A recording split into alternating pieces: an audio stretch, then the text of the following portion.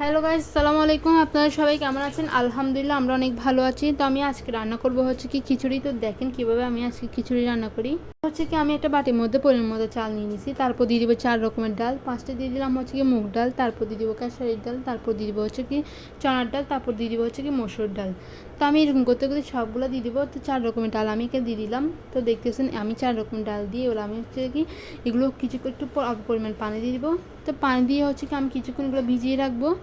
হচ্ছে কি আমি একটা চুলায় প্রাইফেন বসে দিয়েছি। এবার প্রাইফেনটা গরম হওয়ার সাথে সাথে আমি এখানে দিয়ে দিলাম হচ্ছে পরিমাণ মতো তেল। তো তেল যখন একটু সামান্য গরম হয়ে যাবে তখন আমি দিয়ে দেবো পরিমাণ মতো পেঁয়াজ কুচি।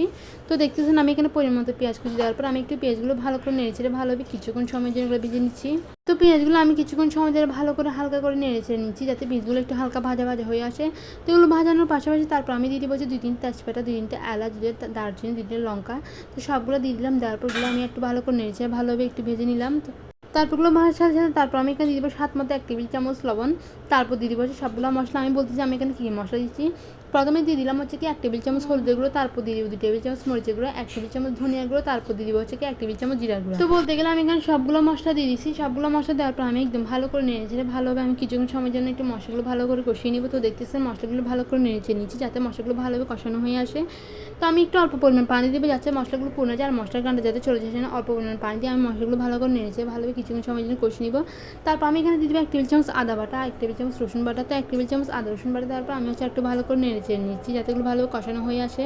তো আমি কিছুক্ষণ সময় জন্য আমি একটু ভালো করে নেড়েচেড়ে ভালোভাবে কষিয়ে নিব। তো মশলাগুলো কষানোর পাশাপাশি আমি এখানে দিয়ে দিব হচ্ছে কি আলু কুচি, তারপর দিয়ে দিব হচ্ছে কি টমেটো কুচি, গাজর কুচি।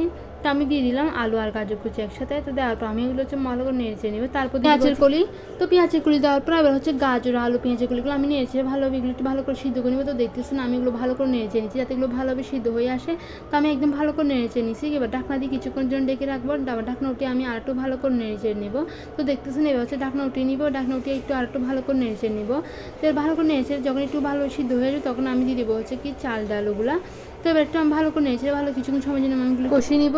তারপর দিয়ে দিব হচ্ছে ভিজিয়ে রাখা চাল ডাল, এগুলো একসাথে আমি সবগুলো দিয়ে দিলাম। তারপর দেওয়ার পরগুলো আমি আসলে কি আলু গাজর তারপর হচ্ছে পেঁয়াজ কলির সাথে সবগুলোর সাথে ভালো করে নেড়েচেড়ে মিশ্রণ করে নিছি।